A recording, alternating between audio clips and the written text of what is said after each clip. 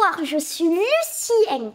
J'ai trouvé un livre de contes dans mon grenier et je vais vous en raconter quelques-uns.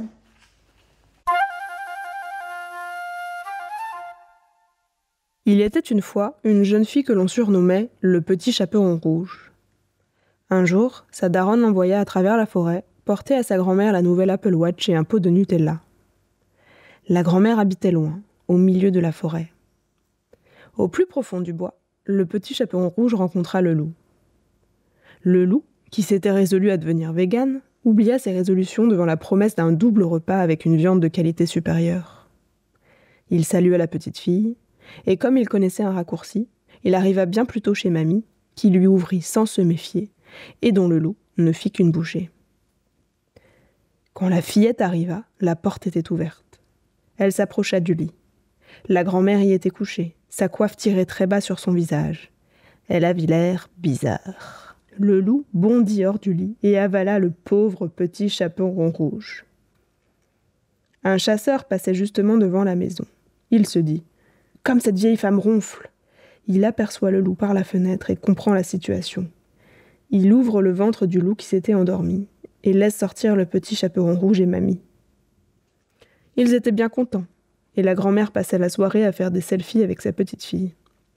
Mais au fond, le petit chaperon rouge pensait « La forêt c'est dangereux, on est quand même mieux à la maison à regarder Netflix. »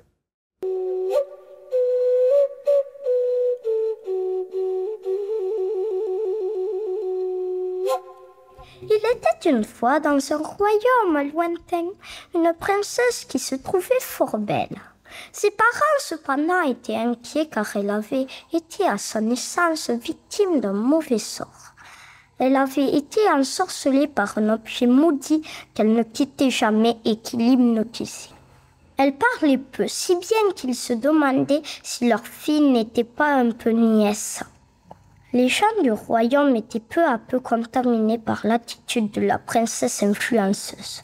Un jour que la princesse Joséphine a visité sa cousine dans un château lointain tout au bout du royaume, elle réalisa avec horreur qu'elle ne capte aucun réseau internet.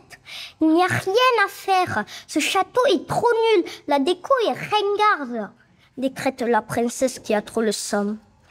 Sa cousine lui défend de toucher aux objets du château, mais dès qu'elle a le dos tourné, Joséphine s'approche d'une sorte de caisse mystérieuse de notre temps qu'elle prend pour une ancienne version de borne Wi-Fi.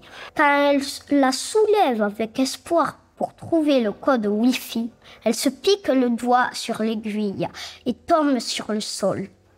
L'histoire raconte qu'elle dormit 100 ans. Ses parents essayèrent par tous les moyens de l'appeler sur WhatsApp, Signal, Telegram, Messenger, Snapchat, mais rien n'y fit. Ils firent venir toutes sortes de docteurs spécialistes, mais personne ne parvint à la réveiller. Elle perdit peu à peu ses abonnés et on l'oublia au profit d'autres princesses influenceuses. Un siècle plus tard, un informaticien qui passait par là trouva la jeune fille endormie. Il l'ausculta et lui brancha dans l'oreille un câble mystérieux. Joséphine n'avait tout simplement plus de batterie. Elle ouvrit les yeux sauvée. Trop heureuse de retrouver la vie, elle se débarrassa de son smartphone qui était devenu has-been et s'enfuit avec l'informaticien vers de nouvelles aventures.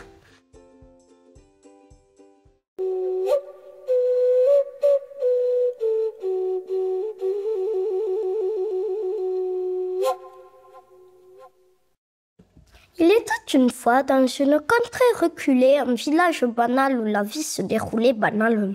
Un jour, un rat trouvant le cadre champêtre s'installa dans le village et se multiplia.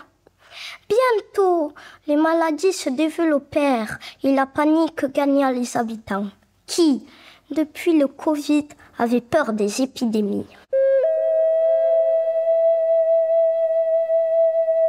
par la plus grande coïncidence, passait par là une joueuse de flûte qui, vagabonde solitaire, ne s'amusait plus de parcourir le pays sans autre musicien pour l'accompagner. Elle dit au chef du village: « Je peux te débarrasser des rats si tu me donnes 1000 €. Tu peux aussi me payer en bitcoin. » Elle joua alors une mélodie envoûtante à la flûte et à la surprise générale, les rats la suivirent hypnotisés. Elle les conduisit jusqu'au ruisseau où ils se noyèrent. La flûtiste revient au village et demanda son dû. Le chef lui rit au nez. « Et alors, je n'ai rien promis. Dégage, saltimbanque !» La joueuse de flûte entra dans une colère noire. Elle se mit à jouer à nouveau et, un par un, tous les enfants du village sortirent de leur maison. Ils s'ennuyaient dans ce village banal où la vie banale s'écoulait banalement et la musique les fascinait. Un par un, ils suivirent la musicienne et sa flûte magique et au village, on ne les revit plus.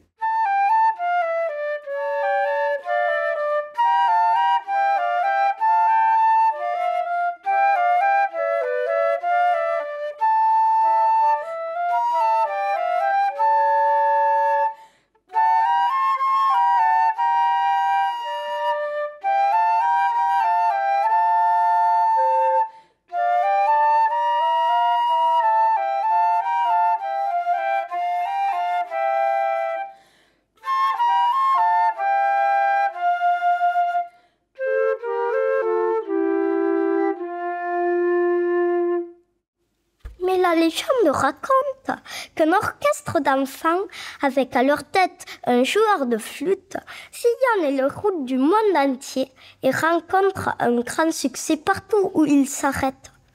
Si vous les rencontrez, vous les reconnaîtrez.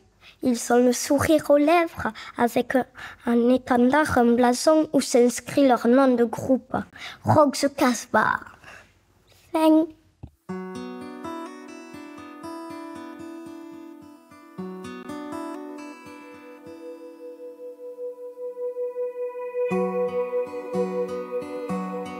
It's the summer rain dripping out of the mountain and burning in the sky like a sweet butterfly. My bones are getting cold 'cause of the golden lightning, and my heart is beating hard as the fog frog sings. Oh, when she falls on the tip of my nose, my childhood memories come back very close. While she splashes on the top of my head, my problems flow away and my fears have fled.